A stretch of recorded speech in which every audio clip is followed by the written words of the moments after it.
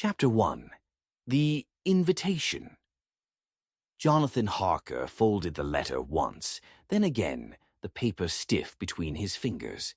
His hand trembled slightly, though he would never admit it aloud. Outside the carriage window, the world blurred into gray smudges. Skeletal trees, frozen fields, a sky that looked scraped raw. He was not certain how long he had been traveling. He was not certain, in truth, if he had ever truly departed. The train lurched beneath him, and the scenery tilted, then righted itself. Jonathan pressed his palm against the cold glass, half expecting it to dissolve into mist. It held. For now. The letter, a hastily scrawled invitation, terse yet oddly pleading, rested in his coat pocket like a weight. He remembered opening it. He remembered accepting. But beyond that, there was a gap, a gentle erasure, like a missing tooth that the tongue keeps seeking. Had he spoken to someone? Had there been a voice at all? The others in the carriage, the few who remained, kept their heads bowed, their bodies hunched and layered in heavy coats. Silent. Even the children, small bundles of wool and knitted scarves, made no sound beyond the occasional shivering breath. It was as though noise itself had been forbidden past a certain invisible border, and Jonathan had crossed it without noticing. When the train screeched to a halt at a nameless station, an uneven platform barely distinguishable from the frozen ground, Jonathan hesitated. He expected a conductor, someone to announce the stop, but there was only the ragged wail of the wind. He stepped down anyway, his boots crunching into ice that immediately clung to the soles. The train exhaled a puff of steam and shrieked into motion once more, disappearing into the fog with surprising speed. Jonathan watched until it vanished completely, until the only sound was the shallow rattle of his own breath. He stood alone, or not alone. A black coach sat at the far edge of the platform, or perhaps it hadn't been there a moment ago. Its windows were covered, its driver slumped forward like a discarded doll. No horses, no sound of hoof or wheel. Yet the carriage had the unmistakable smell of movement, of sweat, of soil, of something deeper and riper than either. Jonathan approached slowly, his suitcase dragging behind him, its wheels jittering on the uneven stone. The driver did not stir as Jonathan drew near. He hesitated, looking up into the faceless hood of the man. Or was it a man? The stillness was absolute, oppressive. Only when Jonathan reached for the door handle did the figure move, not rising, not lifting his head, but simply extending a skeletal arm to gesture toward the open door. There was something too fluid about the motion, too eager. Inside, the carriage was dark, the upholstery slick with damp. Jonathan sat stiffly on the edge of the seat, clutching his suitcase on his lap like a shield. The door slammed behind him with an almost gleeful finality. They moved. The transition from stillness to motion was jarring. No hoofbeats, no rattling wheels, no crunch of snow. Just forward momentum, as if the earth itself were rearranging to accommodate their passage. Jonathan's mind wandered in fits and starts, slipping between half-formed thoughts like a man trying to grasp mist. He tried to recall the name of his client, Count something, but the words slipped away. He tried to recall the last meal he had eaten, the last conversation he had had before embarking. Nothing, only vague impressions, a cold room, a woman's hand briefly brushing his sleeve, a warning unspoken. The journey stretched longer than it should have, longer than it could have, he thought. The sky outside deepened into a dense, suffocating black, flecked with brittle stars that looked too sharp, too artificial, like punctures in fabric. Time folded, pressed in around him. At last they stopped. The door swung, open on its own. Jonathan hesitated, his body unwilling, but a force like a hand at the small of his back urged him out. The coach had delivered him to a narrow path winding through dense woods. Gnarled trees leaned inward, forming a tunnel of twisting black limbs. The coach was gone, not retreating, not fading into the distance, simply gone, as if it had never existed. The ground beneath him was hard and uneven, dusted with a skin of frost that glimmered weakly under the stars. He could see nothing ahead but the path, narrow and inevitable. He walked. His footsteps made no sound. His breath steamed in front of him in thin, tattered ribbons. He became acutely aware of his own body, the tightness of his boots, the numbing of his fingertips, the low, persistent ache in his temples.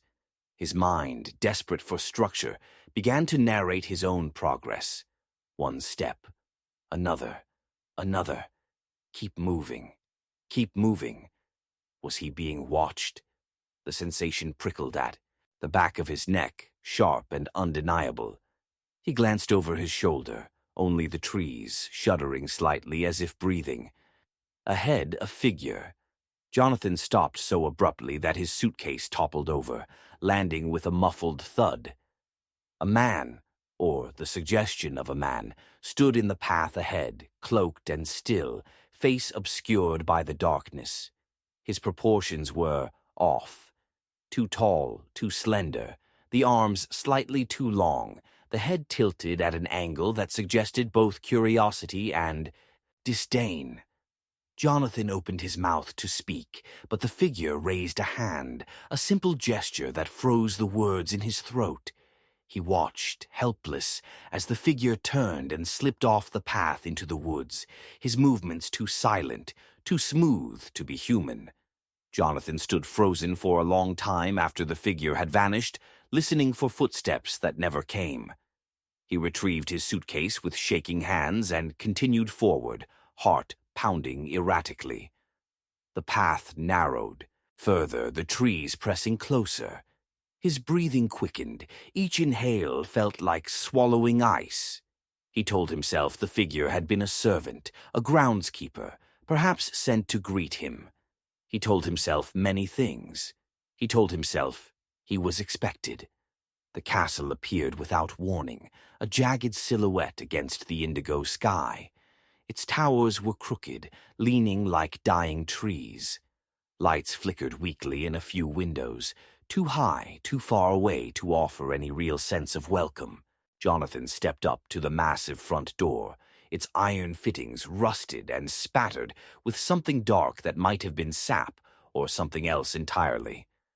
There was no knocker, no bell, only a thick iron ring, cold as a corpse's hand. He hesitated, hand hovering over it. The door swung inward of its own accord, groaning like something in pain. Inside, darkness waited, thick and slow and patient. Jonathan drew a breath. His instincts, dull, neglected things, screamed at him. To turn back, to run, to find the path and the woods and the train, if they even still existed. Instead, he stepped forward. As he crossed the threshold, a hand, a real, warm, human hand, seized his wrist. He turned sharply, heart battering against his ribs. There was no one there. Only the door, swinging shut behind him, sealing him into the castle with a whisper like a sigh of relief. Chapter 2. The castle. Breathing. The door closed with a slow, final groan, the sound long and tremulous, like something dying. Jonathan stood very still, suitcase dangling from one numb hand. The darkness pressed close around him, thick as smoke, smelling faintly of wet stone and burnt wood. Somewhere far off, a place without coordinates, he thought he heard footsteps retreating or approaching. He adjusted the suitcase to his other hand, but the gesture felt clumsy, unfamiliar, as though it belonged to someone else entirely. His heart knocked unevenly against his ribs. I should announce myself, he thought. But the notion of making a sound in this place, of breaking whatever heavy silence had accumulated over centuries, filled him with cold, unspeakable dread. Instead, he moved forward cautiously, boots scraping across the uneven floor. The walls around him were massive slabs of stone, rough and cold to the touch, sweating moisture that gathered in beads along the mortar. Occasionally, a flickering torch sputtered in a black iron sconce, casting long, twitching shadows that seemed less like objects and more like living things lurking just out of reach. The air tasted old, dense with the dampness of enclosed spaces left to rot. And underneath that, something sharper, a mineral tang that made him think, absurdly, of blood. The corridor forked unexpectedly. Jonathan hesitated. He had not seen it branch. It had simply become two.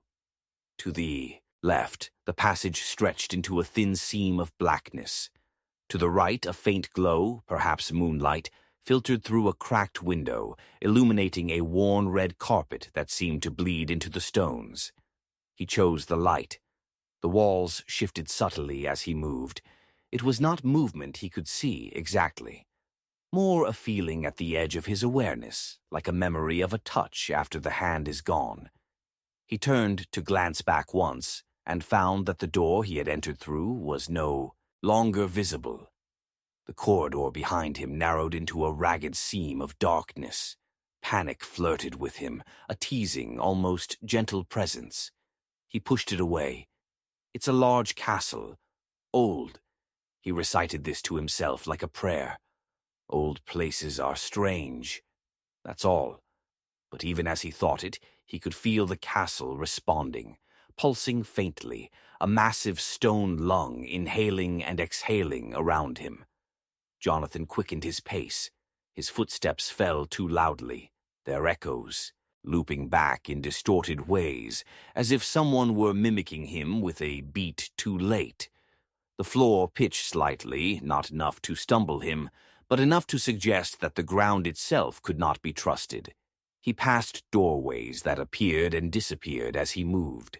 Some were ajar, offering glimpses into dim, cavernous rooms filled with broken furniture, moth-eaten tapestries, and things darker still, shapes that slithered away when he tried to focus on them.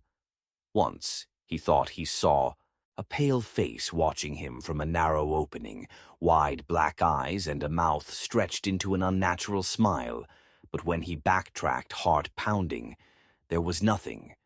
Only the wall, blank and unbroken. The castle is old, he repeated, but the words were hollow now, unconvincing. At length he reached a large hall dominated by a long dining table covered in dust. A single candelabra, its candles weeping wax, flickered in the center. The flames leaned sideways, though there was no draught. Jonathan paused at the threshold, uncertain. Something about the room felt wrong, out of sync, as though he had already entered it once before, or would enter it again soon. Still clutching his suitcase, he stepped inside. The door behind him, predictably, swung shut. He was not surprised. He found he had moved beyond the capacity for surprise. It was simply the way of things here. At the far end of the hall, another door beckoned, cracked open just slightly. A thin ribbon of light spilled out, pooling like milk on the dusty floorboards. Jonathan crossed the hall, feeling the weight of unseen eyes pressing down on him from the unseen balconies above. He gripped the door's edge, and it swung wide at his touch, revealing a narrow stone stairwell winding down into darkness. The light had been a trick. Something, perhaps the dying firelight behind him, caught on the stairwell's stone walls, painting them a greasy yellow. He hesitated. A faint sound drifted up from the depths, a slow, rhythmic thudding like a heart beating out of sync with his own. For a terrible moment, Jonathan thought he could feel the castle's breath on his skin, warm and moist. Not breath, he corrected himself. Something worse. Still, the compulsion to descend was overwhelming, almost narcotic. He placed one foot on the first step, then another. The air grew thicker with each downward motion, heavy with the scent of mildew, iron, and something almost sweet. He stopped halfway, dizzy. The stairwell tilted under him, not sharply, but enough to unsettle his balance. He placed a hand against the wall for support and felt it pulse faintly under his fingertips like something organic, alive. He snatched his hand back, heart hammering. Below him the stairwell yawned deeper, but there, an open archway, faint light beyond it, a possible reprieve. He descended faster now, drawn forward despite every instinct screaming at him to stop. When he reached the archway, he found a corridor stretching away in both directions, lined with doors. Identical doors, each perfectly spaced, each indistinguishable from the next. Jonathan turned right. He chose without reason. There was no logic to apply. He counted the doors as he walked. 7, 8, 9. When he turned to glance back, expecting to see the archway from which he had come, there was only more corridor stretching endlessly. The castle was shifting. No, it was breathing. Jonathan felt it deep in his marrow, the way a man feels the ocean's pull when standing on a cliff's edge. He stopped at the 11th door. It was slightly ajar. Something, hope perhaps, or its sickly twin, urged him to push it open. Inside was a bedroom. A massive bed dominated the center, draped in heavy velvet curtains. A fire sputtered low in the hearth. The walls were hung with faded tapestries, depicting scenes he could not quite decipher. Too many limbs, too many teeth. A sense of wrongness pervaded the room, a sourceless certainty that he had been here before, or would be again, or was here already. Time folded around him, smothering. Jonathan stepped inside. The door clicked shut behind him. For a moment he simply stood, breathing shallowly, listening. The bed was empty, or appeared so. He dropped his suitcase by the door, the sound of it landing unnaturally muffled, as though the room were swallowing noise itself. He approached the fire, held his hands out to the meager warmth. Behind him, the bed's curtains shifted, whispering against themselves. Jonathan froze. Another shift, definitely movement this time, a slow, deliberate parting of the heavy drapes. He turned and saw nothing. Only the impression of something having been there, an indentation in the bedclothes, a faint smell, sweet and rotting. Then from the far corner of the room, a low whisper, barely audible. "Come closer." Jonathan stumbled back, heart clawing at his ribs. The tapestries on the walls seemed to undulate, their monstrous scenes coming alive, moving toward him. The fireplace guttered and died, plunging the room into cold, absolute darkness. He reached for the door handle. It was gone. There was only wall, and behind him a soft sound, something rising from the bed, heavy and slow and hungry. Chapter 3. Something beneath the skin. Jonathan did not sleep. Or if he did, it was the kind of sleep that slithered through consciousness without comfort, thin and needling, leaving him more exhausted upon waking. He spent the endless, colorless hours staring at the heavy bed curtains, waiting for something, movement, a sound, a breath, that never came. At some unknowable hour, the door, which had reappeared somehow without fanfare, swung inward. A figure stood there.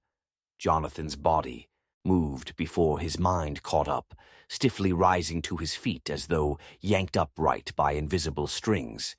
The man, if man was the right word, stepped into the room.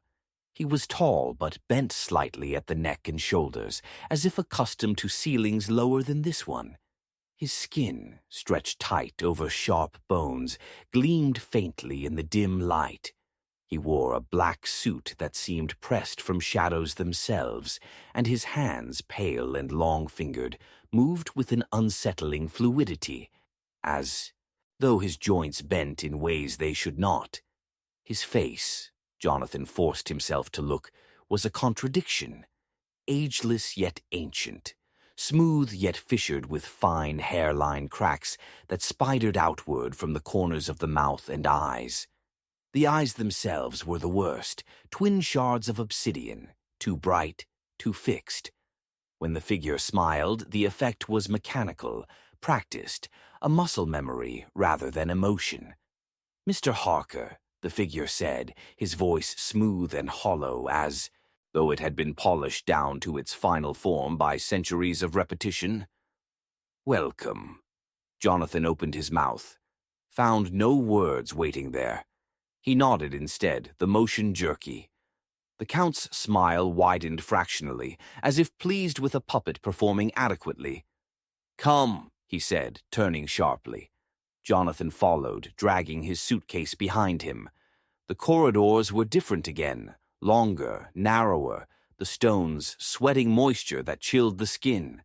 Candles guttered along the walls, each flame bowing low as they passed. Jonathan could hear their footsteps, 2 sets, but the sounds did not align with their movements, out of sync, like echoes from 2 different realities. He wanted to ask where they were going, why he had been brought here at all, but the words clotted in his throat. Instead, he studied the Count as he walked. There was a stiffness to his gait, a slight lag between thought and motion, as though he were learning how to move with each step. Sometimes, when the Count paused, at a corner, at a threshold, Jonathan caught the briefest glimpse of something beneath the surface, a ripple under the skin, as if the body were not solid, not whole. It was absurd, of course. Fatigue, fear, the castle itself, they were conspiring against him. And yet the thought clung stubbornly to him. There is something inside him, something wearing him. They entered a study, a cavernous room lined with books whose titles were rendered illegible by dust and mildew. A fire burned low in the hearth, casting a thin, sickly light across a vast wooden desk. The Count gestured to a chair, and Jonathan sat, his limbs obeying without his consent. Across from him, the Count folded himself into a seat with an unsettling grace, too fluid, as if the bones had been temporarily dissolved to allow the motion. "You have traveled far," the Count said. Jonathan nodded, struggling to find footing in the conversation. "It was longer than I expected," he managed. The Count tilted his head, bird-like. "Time. Here it behaves strangely." Jonathan smiled tightly, unsure if he was being mocked. "You received my invitation," the Count continued. His tone was flat, the inflection almost questioning, but not quite. "Yes," Jonathan said. Yes, I did." The Count's smile returned, thin as a blade. "You are what I require," he said. Jonathan's heart gave a small, involuntary stutter. The statement hung in, the air between them thick and oily. "I'm here to assist with," Jonathan began, fumbling, "your legal affairs. The property in England, the Count raised a hand, and Jonathan fell silent. "All things in time," the Count murmured. His gaze seemed to dig beneath the surface of Jonathan's skin, as if reading the messages scrawled across his nerves and sinews. Jonathan swallowed hard.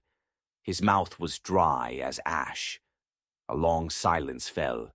The fire sputtered, casting frantic shadows across the walls. The Count leaned forward slightly, hands steepled. "There is something about you, Mr. Harker," he said softly. "Something familiar." Jonathan shifted uncomfortably under the weight of that stare. "I don't believe we've met before," he said, the words ringing false the moment they left his mouth. The Count's smile stretched wider, a taut grimace. "Are you sure?" Jonathan blinked. The air between them seemed to thicken, hum with a low electric tremor. Beneath, It all beneath the firelight and the silence and the heavy stink of mildew. Jonathan felt a memory trying to surface, something primal submerged deep within the architecture of his mind. A flash of darkness, a mouthful of teeth, hands that did not end in fingers. He shuddered violently. The Count stood in a single fluid motion. "You are tired," he said. Jonathan nodded mutely, grateful for the chance to flee, to be alone with whatever was unraveling inside him. The Count gestured to a small door to the right of the hearth. "Your room," he said. Jonathan rose, legs weak, and crossed the room. His suitcase scraped awkwardly across the stones behind him. As he reached the door, he paused, glancing back. The Count was watching him, unmoving, his body impossibly still. Only the eyes moved, glittering like wet stones. "Rest well, Mr. Harker," the Count said. Jonathan turned the knob and stepped into the corridor beyond, heart hammering. Behind him, the study door swung shut with a soft, hungry click. The corridor was empty. He walked, the suitcase banging against his leg with each step. Ahead, the walls shifted subtly, folding inward, the floor tilting slightly to one side. The castle breathing. Jonathan gripped the suitcase handle tighter, feeling the plastic bite into his palm. When he finally reached his room, a different one, he was certain, than the one he'd left, the door was already ajar, waiting. Inside, a fire burned, low in the hearth. A bed, its velvet curtains pulled wide, yawned open like a wound. Jonathan stepped inside. The door shut behind him. He dropped the suitcase and turned to the fire, desperate for warmth, for something tangible, something real. As he stretched his hands toward the flames, he noticed it. His reflection in the fire's glass, the warped paneling above the mantel. Only it wasn't his reflection. It wore his face, yes, his suit, his posture, but it was smiling, and he was not. Chapter 4. An illness of the mind. At first, Jonathan thought it was exhaustion, a simple mechanical failure of the body. Sleep would not come, not in the way he needed it. When he closed his eyes, he did not fall into dreams, but into vast, colorless spaces where time collapsed and reassembled itself without rules. One moment he was standing at the window, watching the strange, silver landscape pulse under the moonlight. The next, he was lying fully clothed atop the bed, hours lost. The castle allowed no clocks, no chimes, no rhythm to tether him to the hours. Only the thin gray shifts of light through the window, the candle stubs that grew shorter and shorter, and then, without explanation, returned to full length again. Each morning, if it was morning, he woke more hollow than before, brittle, like a figure made of salt and ash. He kept finding things, small things at first. His shoes, moved from where he knew he had placed them. The mirror, once shrouded by a heavy cloth, now revealed, only to show him not his own face, but some blurred amalgamation, a smudged version that smiled a heartbeat after he did. And then, the notes. The first was tucked beneath his pillow, scrawled in his own looping hand. "Don't trust him." Jonathan had no memory of writing it. The second was slipped into the pocket of his coat, discovered only when he thrust his freezing hands into it after a long, shuddering walk through the castle's endless corridors. "This is not a place. It is a mouth." There were more, scribbled on torn scraps of parchment, on the inside covers of books he didn't remember selecting from the library. Once, even scratched into the frost that crept across his window at night. "Get out." Each discovery hollowed him a little more, as though he were slowly being scraped clean from the inside out. He tried to reason with himself. He must have written them, surely. During one of his fugue states, his disordered wanderings, through the shifting halls. The logical part of his brain clung stubbornly to that explanation. And yet, sometimes the handwriting was just slightly wrong, the loops too tight, the slant too severe. Sometimes the ink was not quite dry when he found them, as if they had only just been written. He confronted the Count once. It had been an impulse, something rising from his gut, unbidden and wild. "I found notes," Jonathan said, his voice trembling despite the careful way he composed. "The words." The Count tilted his head, smiling with that same mechanical precision. "Notes? Warnings? In my hand, things I don't remember writing." The Count's eyes gleamed. He stepped closer, and Jonathan resisted the urge to step back. "We all leave messages for ourselves," the Count said softly. "When we are afraid." Jonathan opened his mouth to argue, but the Count had already turned away, moving with that strange, puppet-like grace toward the window. Beyond the glass, the sky boiled with dark clouds, churning silently. "You are tired," the Count said, almost kindly. "You are ill."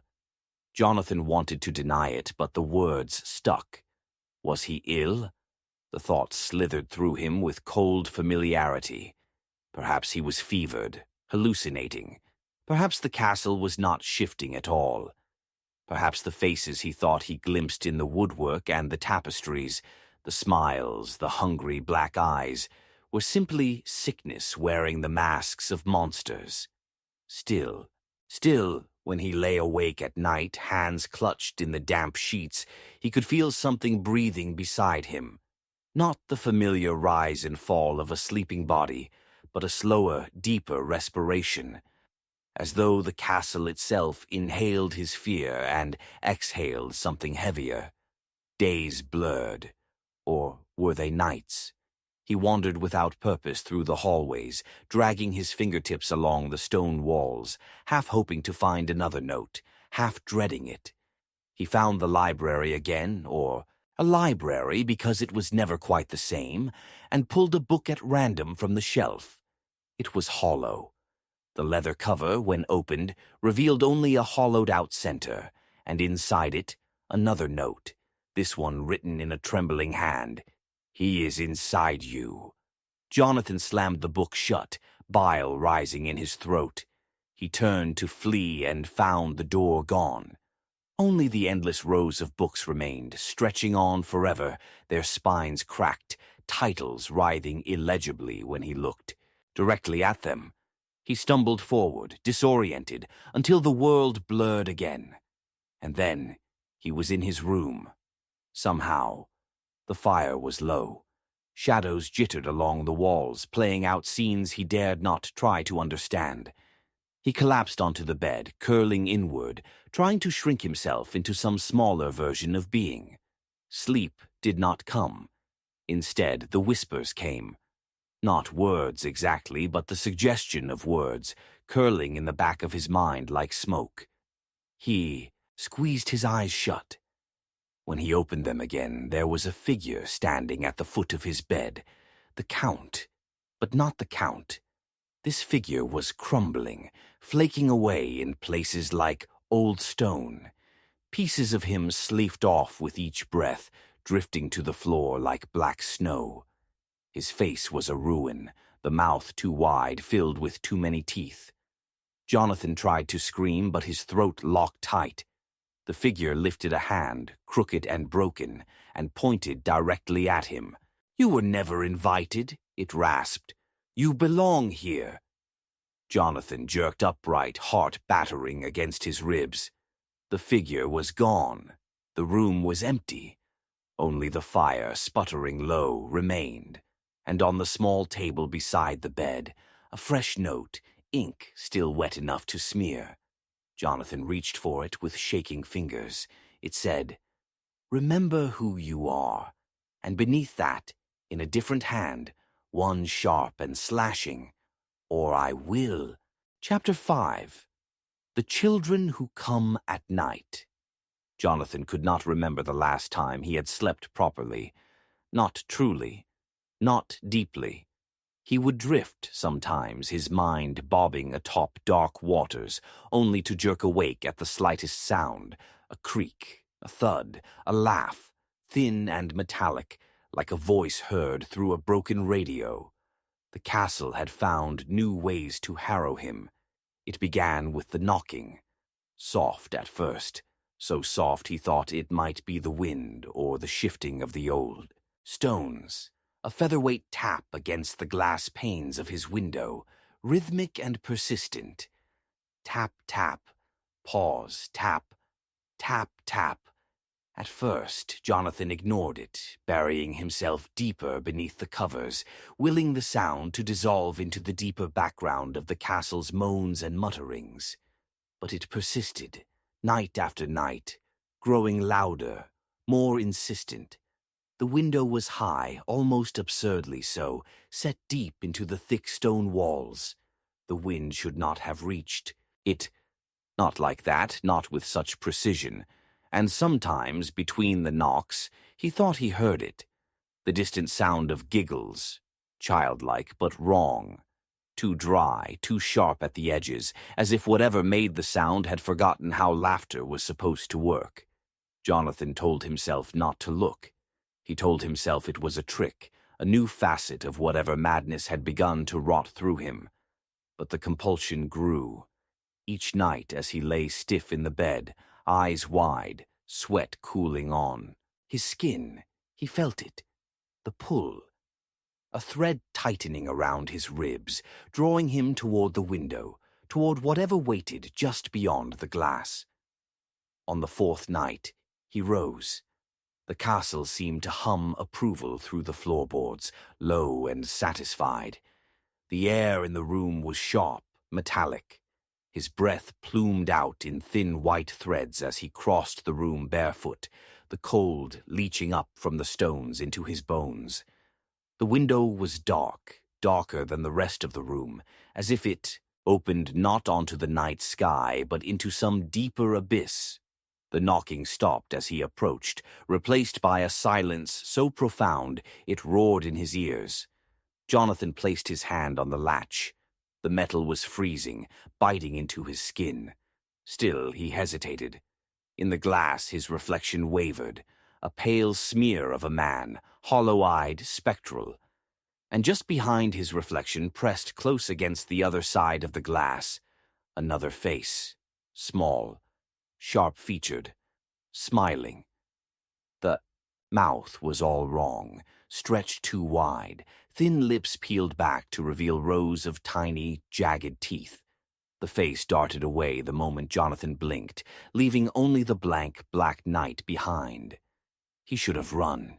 He should have barricaded the window, sealed himself in. Instead, with a quiet click, he unlatched the window and pushed it open. The cold struck him like a slap. He staggered back, arms wrapped tight around himself. For a moment, nothing happened. And then, a blur of motion. Something small and fast, scuttling across the floor on all fours, too fast for him to follow properly. A dry, clicking sound, like claws on stone. Jonathan stumbled back, tripping over the edge of the rug, heart pounding so hard he thought it might crack his ribs from the inside. The thing, whatever it was, disappeared into the shadows of the room, silent now. Jonathan pressed himself against the far wall, breathing in shallow gasps, scanning the room with wide, jerking movements of his head. Nothing. The fire had long since guttered out, leaving only thin tendrils of smoke curling into the darkness. He edged toward the door, stepping carefully. The handle turned under his hand, but the door refused to budge, as though the castle itself had decided he would not leave. Behind him the sound of giggling, much closer now. Jonathan whirled, heart seizing in his chest. From beneath the bed, a hand, small, pale, fingers thin as bone, nails sharp as splinters. Another hand joined it, then another. Children, but not children. They slithered out from under the bed, emerging into the weak candlelight. tiny, feral things with wide, glistening eyes and mouths too full of teeth. There were 3. No, 4. Their limbs were wrong, too many joints bending the wrong way. Jonathan backed against the door, fingers scrabbling uselessly at the latch. The creatures regarded him in silence, heads cocked at identical angles, smiles slicing across their faces. One of them crept forward on hands and feet, movements spider-like, unsettlingly graceful. It opened its mouth wider than should have been possible, revealing a black, yawning pit. Jonathan squeezed his eyes shut. This isn't happening. This isn't real. I'm dreaming. A sharp pain bit into his ankle. He gasped, eyes flying open. One of the children had latched onto him, teeth sinking into his skin with shocking force. He kicked out instinctively, connecting with something soft and brittle. A soft, choked giggle erupted as the creature tumbled backward. Blood welled up around the bite, warm and slick. Jonathan stumbled toward the fireplace, seizing a half-burnt log, wielding it like a weapon. The children hissed, low and animalistic, retreating just a few steps, their movements still playful, teasing. As if they were not deterred, merely amused. The wound on his ankle throbbed, his head swam.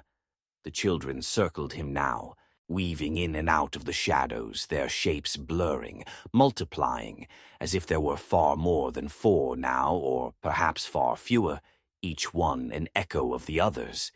He turned wildly, swinging the charred log, but each time he thought he struck one, his weapon passed through empty air.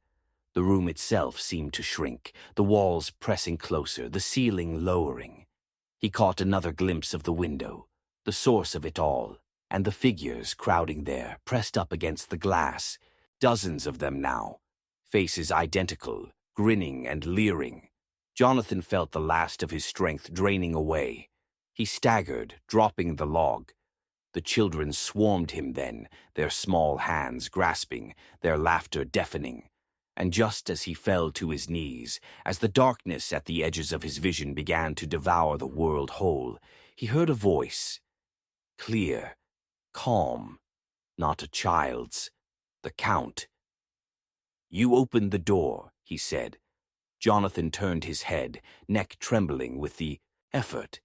The Count stood in the doorway, smiling indulgently, like a parent watching a wayward child suffer the consequences of his curiosity. "You let them in," the Count said, stepping closer. Jonathan tried to speak, to ask for help or forgiveness, but his mouth would not work.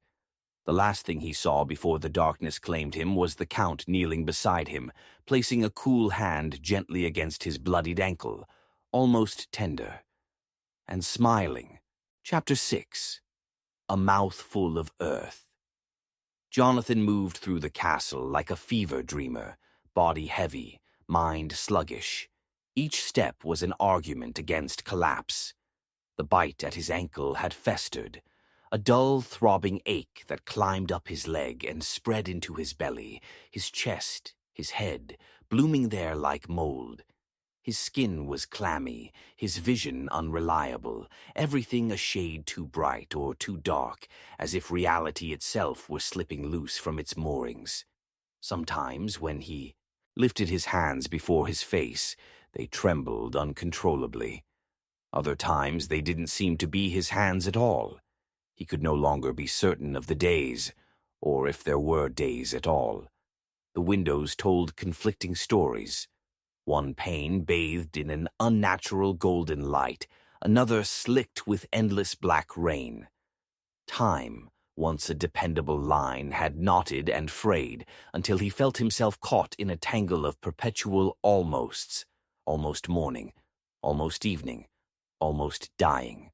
The castle had changed again, or perhaps it had always been like this, and only now had he become attuned to its true form. The hallways were narrower, the ceilings lower. Doors that once opened easily now resisted, swollen in their frames, as though the very walls were inhaling, holding their breath, waiting. It was during one of his endless, restless wanderings that Jonathan found the first room. A door left ajar, a whisper of dank, earthy air spilling into the corridor. He hesitated at the threshold. The smell was heavy, cloying, wet soil and rotting vegetation, sweet and putrid. It clung to the back of his throat, making him gag. And beneath that, something metallic, something older than rot. He pushed the door open wider. Inside, the room was packed wall to wall with wooden crates. Rough, splintered things, each one roughly the size of a coffin. A thin, persistent rustling filled the air, like 1,000 insects crawling just beneath the surface. Jonathan stepped inside. The earth inside the crates was rich and black, heaving slightly as though it were breathing. He watched, paralyzed, as a mound of soil in the nearest crate shifted, bulging upward, then settling again with a soft sigh. A noise, Jonathan realized, not unlike the one he himself made when he struggled against sleep. He took another step forward. On the floor beside the crates, something dark and wet had pooled. He crouched down, reaching out with trembling fingers. Mud, or blood, or both. The smell intensified until it filled his skull, pushing out coherent thought. Memories slipped away like fish through his fingers. He could barely recall his journey here, the train, the coach ride. Even his own name seemed suddenly thin, fragile, like a word he had borrowed but did not own. Jonathan. Was that right? Was it ever?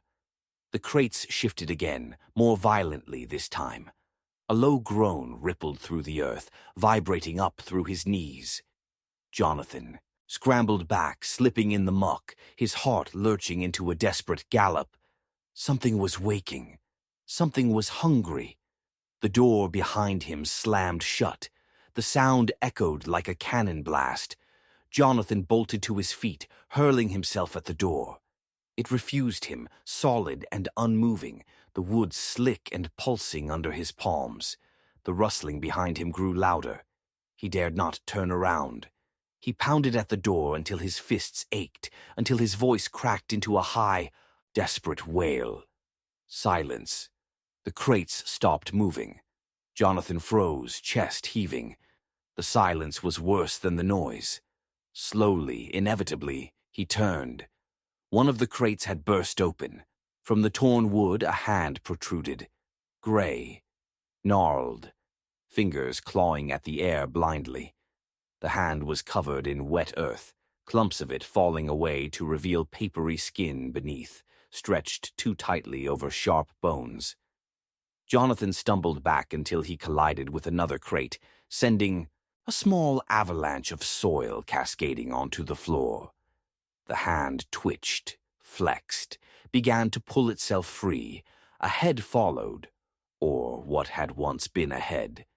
The features were indistinct, eroded as if worn away by centuries underground.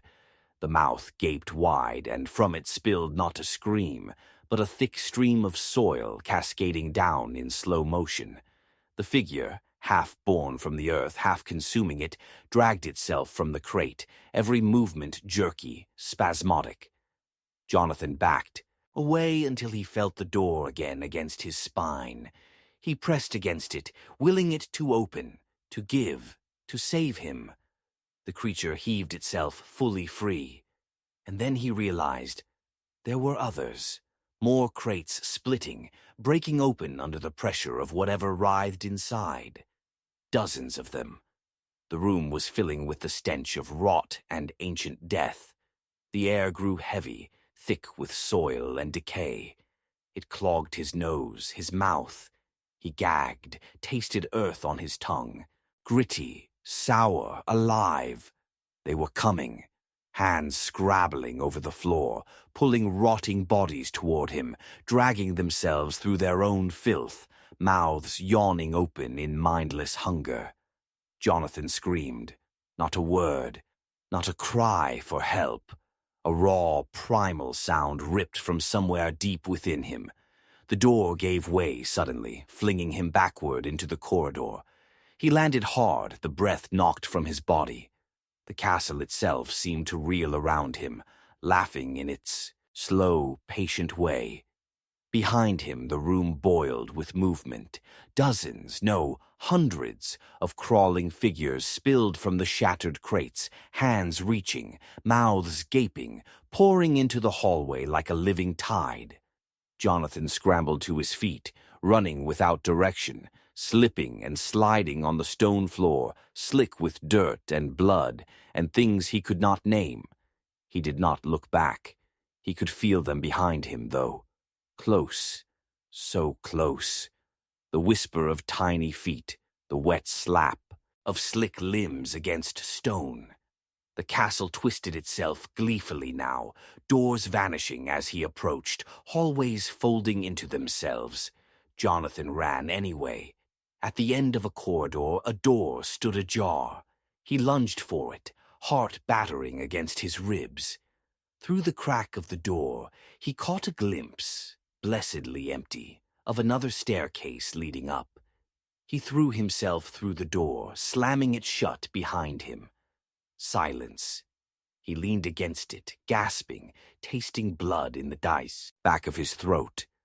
The creatures, whatever they were, did not follow. At least, not yet.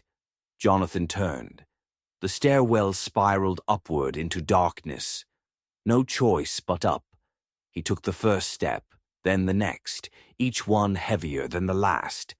As he climbed, the scent of earth grew fainter, replaced by something sweeter, almost floral. Almost. And as he ascended, a new sound greeted him. Soft, wet breathing. From above. Waiting. Chapter 7. The Disappearance of Jonathan Harker. Jonathan ran. Not toward anything. There was no destination here, but away. Away from the breathing soil, the crawling things, the slow, inevitable pull of the castle itself. The staircase spiraled upward without rhythm, without end. The air thinned, each breath scraping his throat. His hands slipped along the damp stone railings, leaving red smears where his skin tore. Somewhere far below, the soft, wet sounds of pursuit faded, replaced by a deeper, more terrifying silence. When he finally stumbled onto another landing, knees buckling, the corridor that greeted him was narrow and warped, as if the stones themselves had sagged under centuries of unseen pressure. He did not pause to catch his breath. Jonathan pressed forward, one hand on the wall to steady himself, boots dragging heavily against the uneven floor. His ankle still throbbed, sharp, infected, but even that pain was beginning to feel distant, muted, as if it belonged to someone else entirely. The corridor branched. 2 paths, identical, featureless. He chose one at random. The hall twisted immediately, folding back on itself. A window appeared, narrow and blind with filth. In its warped reflection, Jonathan caught a glimpse of himself, or something wearing his shape. He froze. The reflection smiled, teeth too sharp, too white. Jonathan did not. He backed away from the window, pulse hammering, but the reflection remained, fixed, smiling its hollow smile. Its hand lifted, almost in greeting. When Jonathan turned to flee, he realized the corridor had changed again. The walls closed in around him, squeezing the space until he had to turn sideways to pass. His shoulders scraped against the stone, and from somewhere ahead, faint whispers seeped toward him. He told himself not to listen, but the words found their way in anyway. You're not real. You never were. He's waiting for you. Jonathan staggered forward, heart clenching painfully. A door appeared ahead, splintered wood hanging crookedly from its hinges. He pushed through it without thinking, desperate for anything else, any change. The room beyond was vast and hollow, a hollow that resonated with an almost subsonic hum, like the world breathing through a wound. Dozens of mirrors lined the walls, cracked and blackened but still capable of reflecting. Jonathan stepped inside. The door slammed shut behind him. In. The mirrors, dozens of Jonathans, turned to face him, but none of them moved as he did. Each reflection was wrong in a different way, one too gaunt, one missing eyes, another with skin mottled and bruised as if drowned, and one, standing directly opposite him, was worse than all the others. Emaciated, bones jutting through paper-thin flesh, eyes deep red, hollowed out like pits, a mouth split into a grotesque grin that trembled, as if it could barely contain what waited beneath. This Jonathan stepped closer to the glass. Jonathan stumbled backward instinctively, but there was no retreat. The room was too small, too crowded with versions of himself. The red-eyed reflection pressed its palm against the mirror. A long crack fissured out from the point of contact, spidering across the surface. Jonathan stared, frozen. The reflection leaned in until its mouth brushed the surface, and when it spoke, the words seemed to bypass Jonathan's ears entirely, sinking straight into his bones. "You're almost ready." Jonathan tore his gaze away, bolting for the door. It did not open. He pounded against it with his fists, the cracked wood shuddering but holding. Behind him, in the mirrors, the other Jonathans began to move, disjointed, marionette-like, limbs jerking out of sync with reality. They smiled, all of them, in unison. He closed his eyes, bracing for impact, for teeth, for claws, for whatever came next. But the room tilted violently, throwing him off balance. The mirrors shattered simultaneously with a deafening shriek. Shards of glass rained down, slicing his arms, his face. When he dared to open his eyes again, he was no longer in the mirror room. The castle had shifted once more. Now he stood in a long, empty hall lined with locked doors, a familiar hall. He had walked it before, or had he? The doors were numbered, but nonsensically.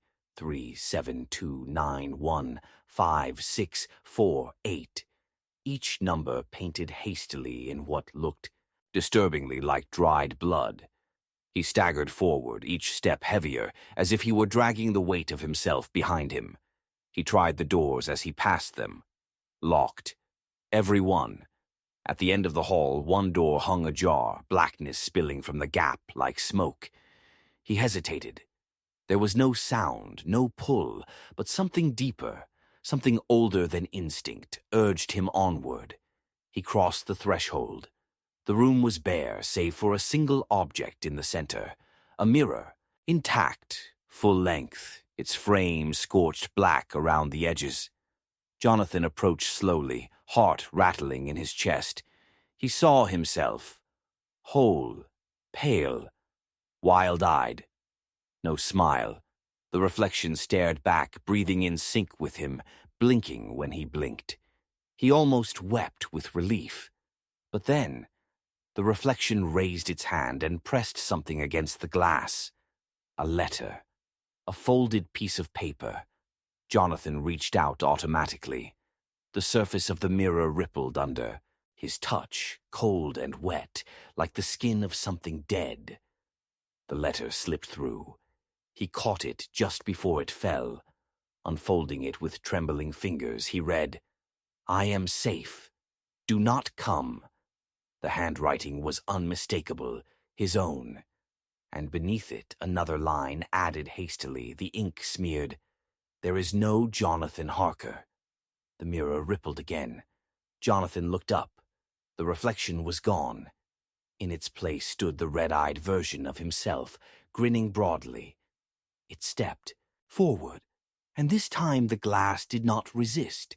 It stepped through. Chapter 8. To Speak with Monsters. Jonathan did not know when the fractures began.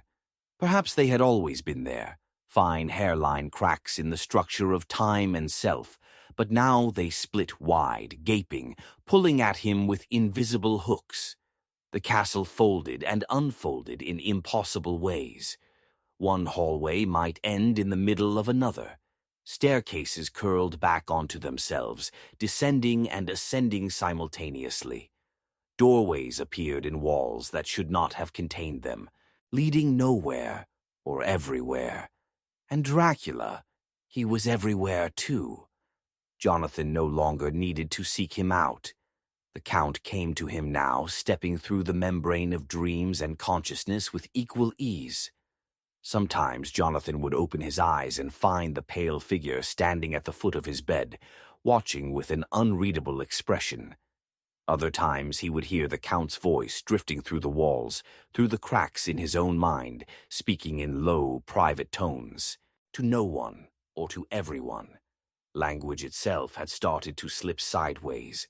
Words melted in his mouth, pooling into shapes he didn't recognize. Sentences reversed themselves, pulling backward into silence. Once Jonathan tried to pray, to force out the familiar rhythm of the Lord's Prayer, but halfway through the first line the words twisted into something thick and foreign, something that tasted of mud and iron and loss. When had he last spoken aloud, truly spoken, not whimpered or gasped, or moaned in his sleep? He could not remember. Sometimes he thought he was dreaming, but the dreams bled into the waking world too easily. In one he watched himself stand at a window as the sky peeled back like wet paper, revealing a vast, rotted mouth yawning open above the castle. In another he sat across from the Count at a long, crumbling dining table, picking at raw meat that bled out strange insects when cut. The worst dreams were the ones that felt mundane, sitting, waiting, the castle breathing around him, the walls inching imperceptibly closer. It was during one of these waking dreams, or dreaming wakes, that he found himself again in the library. The books had shifted. Their spines bore no titles now, only long black slashes, as though something with claws had tried to erase them. Dracula sat in a high-backed chair by the cold hearth, hands folded neatly in his lap. His eyes glowed faintly, like embers. Jonathan stood in the doorway, uncertain. "You came," the Count said, voice curling around the words in a strange cadence, syllables breaking wrong. "Come sit, come sit, come sit." The words repeated, overlapping as though caught in a loop. Jonathan obeyed before he could think better of it, sinking into a low chair opposite the Count. The room smelled of dust and something older, sharper, the metallic tang of old blood, too faint to seem real, too strong to ignore. Dracula watched him for a long time without speaking. Jonathan could feel the weight of that gaze, the way it pried into him, peeling back layers he hadn't known he was still hiding behind. At last the Count spoke. "You are unraveling." Jonathan opened his mouth, but no words emerged, only a low, dry croak. Dracula's smile was slow, indulgent. "You cling," he said, voice stretching the words until they barely resembled themselves, "to names, to time, to self. But there is no anchor here, no tether." Jonathan shook his head, trying to deny it, but the movement only made the room tilt dangerously. The Count leaned forward slightly, his face sharpening in the flickering light. "Say it," he whispered. Jonathan did not know what "it" was, but his mouth moved anyway, forming a shape he couldn't recognize. "Who am I?" he managed at last. The Count laughed, a low, rustling sound like dry leaves. "You are the castle," he said. "You are the dust and the worms and the empty halls. You are the invitation and the doctor and the guest who never leaves." Jonathan pressed his hands against his temples, willing the world to settle, but it only fragmented further. The books on the shelves flickered, sometimes there, sometimes not. The fireplace pulsed like a living heart. He squeezed his eyes shut, and when he opened them again, he was no longer seated. He stood in the middle of a vast, black field. No, not a field. A sea. A sea of soil stretching to every horizon, breathing in slow shuddering. Gasps. In the distance, the castle reared up, skeletal and broken, its towers clawing at a sky that wept ash. Jonathan turned in a slow circle, but there was no path back, no marker, no tether. He was alone, or he should have been. But there, standing a few paces away, was the red-eyed Jonathan. The not Jonathan, the replacement. He smiled. "You see now," the red-eyed version said, though his mouth did not move. Jonathan tried to step back, but the earth clung to his boots, sucking greedily at his feet. "You are forgetting," the double whispered, "and soon you will be forgotten." The soil writhed underfoot, splitting open to reveal thousands of hands clawing upward, small hands, childlike and brittle, covered in thick, black mud. They reached for him. Jonathan stumbled, arms flailing, but there was no escape. The red-eyed Jonathan stepped closer. "We have been waiting," he said, voice soft, almost loving. Jonathan felt the first of the hands seize his ankle. Another clutched at his wrist. They pulled, not cruelly, not violently, but inexorably, like the slow tug of the tide pulling a body under. The earth rose higher, slithering up his legs, his chest. He opened his mouth to scream, but soil poured into him, choking off sound, filling his mouth with its heavy, rotted weight. Above him, the red-eyed double knelt, pressing a hand against his forehead in a mockery of benediction. "Sleep," the voice said. "Sleep and become." The earth swallowed him whole. Jonathan awoke, or thought he did. He lay on the floor of his room, staring at the ceiling, heart pounding. Had it been a dream? The taste of soil still clung to the back of his throat. He sat up slowly, every muscle aching, and glanced around. The room was empty, still, silent, except from the far corner where the shadows pooled thickest, something moved. A figure, tall, thin, smiling, not Dracula, not the red-eyed double, something else, something new, and it spoke in a voice that sounded like Jonathan's own. "Let me in." Chapter 9. Becoming. At first, Jonathan thought it was simply the cold, the way his fingers trembled, the sluggish pull of his limbs, the leaden throb behind his eyes. But soon it became clear it was not the cold. It was something deeper, something leaking from the castle into him, or perhaps from him into the castle. He had been shedding pieces of himself without noticing. A name left behind on a windowsill.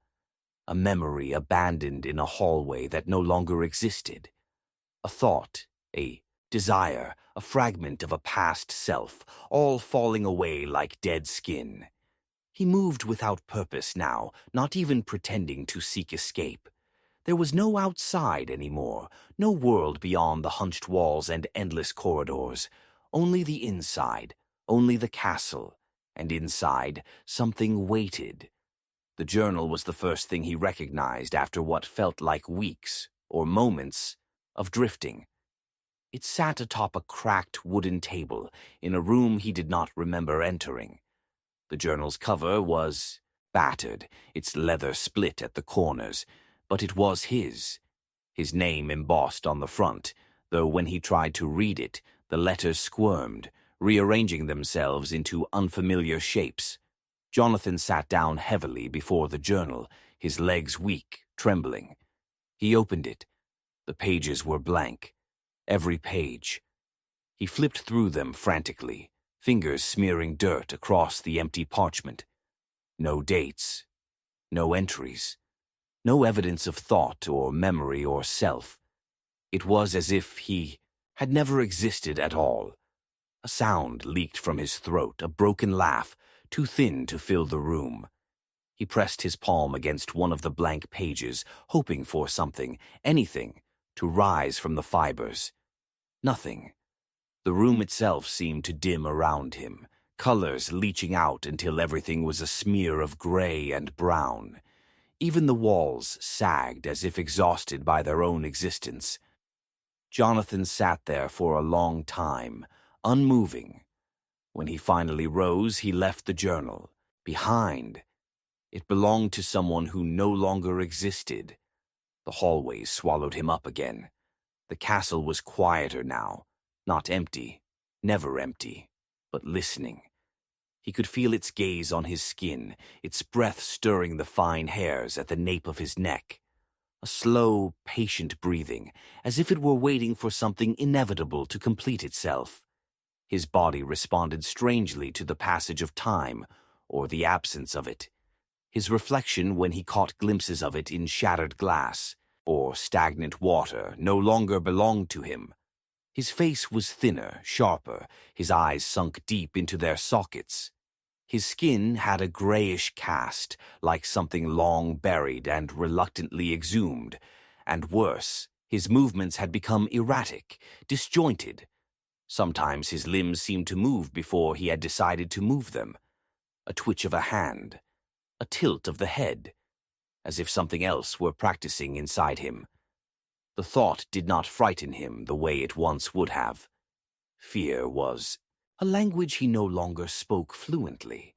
Instead, he observed it with a detached curiosity. Becoming, the Count had called it. Not a punishment, a transition. He thought fleetingly of Mina, her face, the way she would tilt her head slightly when she laughed, the corners of her mouth dimpling. But even that image blurred when he tried to hold it. Mina's face unraveled into smoke, her voice into static. She had been important once. He was certain of that.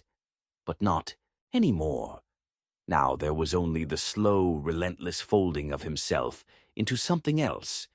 Jonathan wandered deeper into the castle's bowels, rooms yawning wide around him like open mouths. He found another door. It was small, almost modest, compared to the grand arches and looming thresholds he had grown used to. A simple wooden door, slightly ajar, a thin sliver of darkness beyond it.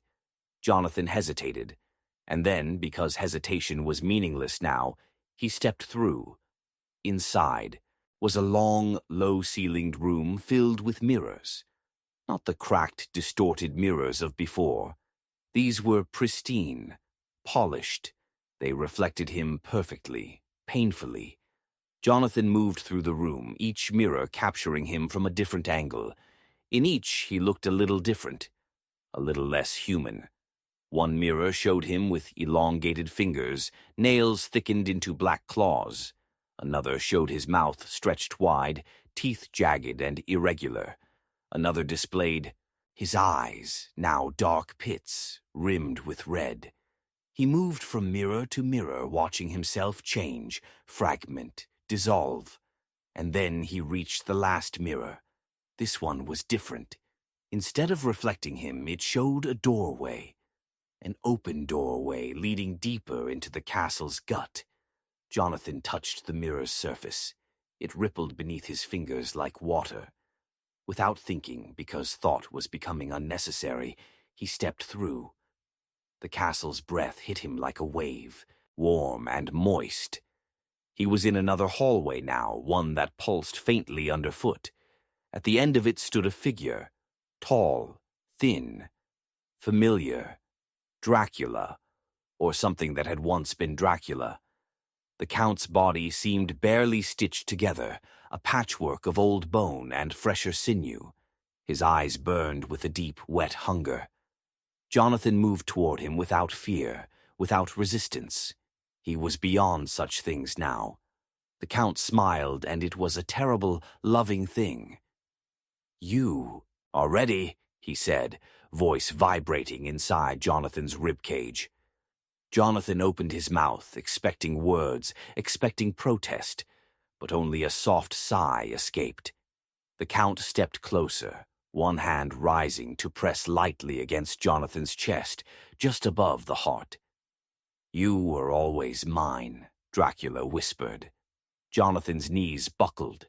He collapsed into the Count's arms, but they did not feel like arms, more like roots, like vines, wrapping around him, pulling him in. He did not resist. The last shreds of memory, of name, of self, slipped away like leaves caught in a slow-moving river. Jonathan Harker was no longer necessary. Only what he was becoming mattered. The castle trembled, a low, exultant shudder of satisfaction. And somewhere, deep in the bones of the earth, a bell began to toll, not a chime, not a song, but a warning, or a welcome. Jonathan's body shifted in Dracula's embrace, rearranging itself into its final shape. Becoming. Chapter 10. The invitation reversed. Jonathan did not dream anymore. He did not sleep in the way that ordinary men sleep. When the heavy curtains of night fell over Castle Dracula, and they were always falling, always thickening, he sat silently by the great iron gates, waiting. Waiting was easy now, natural. He no longer wondered what he was waiting for. The thought of leaving, of returning to another life, was absurd to him, as impossible as recalling a language he had never truly spoken. The castle had embraced him, drawn him in until he had unraveled into the walls, the floors, the endless hollow rooms. He moved through its veins without thought, a bloodless current, content to inhabit the spaces where light and sound decayed. He was no longer a man. He was function. He was invitation. Tonight the mist clung thick to the stones, curling in damp, heavy tendrils around the gate's rusted bars. The cold did not touch him, nor did the smell of decay rising from the black earth, sweet and pervasive. He stood motionless, a sentinel, his new body humming faintly in time with the slow breath of the castle. Above him, somewhere in the shivering spires, Dracula moved, watching, approving. Jonathan no longer needed words to understand him. Their connection was deeper now, buried beneath language, where intention pulsed like a second heartbeat. And so when the knock came, low, hesitant, human, Jonathan smiled. The sound echoed strangely. Against the stone, a muffled plea barely louder than the breathing mist. Another one. Another traveler, foolish or desperate enough to seek shelter here. Jonathan stepped forward. The massive iron bolts of the gate, so heavy they once required 2 strong men to move, slid aside at the lightest touch of his hand. Beyond the gate stood a figure, blurred by the mist, hunched against the cold. A young man, barely more than a boy. His eyes were wide and wary, shifting nervously from the castle to the emptiness of the surrounding forest. Jonathan could smell his fear. It laced the air, sharp and bright, a vital scent that stirred something deep inside him. The boy opened his mouth, perhaps to explain, to beg, but Jonathan shook his head slowly. "No need," he said, though his voice no longer sounded entirely human, the syllables rounded in ways the boy would not recognize. Jonathan stepped back, holding the gate open. "Come in," he said. The boy hesitated. His instincts, still unblunted by the castle's poison, screamed at him to turn back, to run. But it was too late. The mist pressed close behind him, a soft guiding hand, and Jonathan's smile, warm, human, almost pitying, erased the last of the boy's doubts. The traveler stepped through. The gate swung shut with a finality that vibrated through the stones. Jonathan led the boy across the courtyard, their footsteps the only sound. The ground squelched beneath their boots, the soil still, sick, still breathing. The boy shivered, pulling his thin coat tighter around his body. Inside the castle, the air grew heavier, weighted with centuries of rot and sorrow. Candles sputtered fitfully in their sconces, throwing wild, frantic shadows across the walls. Portraits watched from cracked frames, their painted eyes sunken and hollow. Jonathan guided the boy down a long hallway, the path twisting and narrowing with each step. The boy spoke once, an uncertain question about shelter, about safety, but Jonathan only nodded, his smile never faltering. He opened a door at random. The boy stepped inside, and the room swallowed him whole. The door closed softly, sealing him away. Jonathan stood there for a long moment, hand resting on the door's surface, feeling the vibrations of the castle shuddering hungrily beneath his palm. He did not need to see what happened next. He knew the castle would take its time. The boy would wander the corridors, confused, at first, then terrified. The walls would whisper to him. The windows would show him things he could not bear to see. His mind would fray, his memories would tangle, his body would weaken. And eventually, when the boy was hollow enough, soft enough, the castle would open itself fully to him, would peel him back, would plant something new inside the empty space, just as it had done to Jonathan.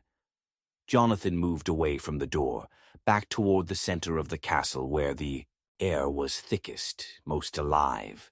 He paused by a window, staring out into the endless mist. From somewhere deep within the halls, he heard the boy's first scream, high, thin, and quickly swallowed by the castle's patient stone. Jonathan closed his eyes and breathed it in. Above him, Dracula's presence pressed close, a silent benediction. Jonathan smiled again, wide and easy. Already the castle was shifting, making room, preparing, because there would be more. There were always more. Outside the gates, just beyond the reach of the mist, another figure waited. Jonathan could feel it. Another soul. Another invitation waiting to be extended. And he was ready.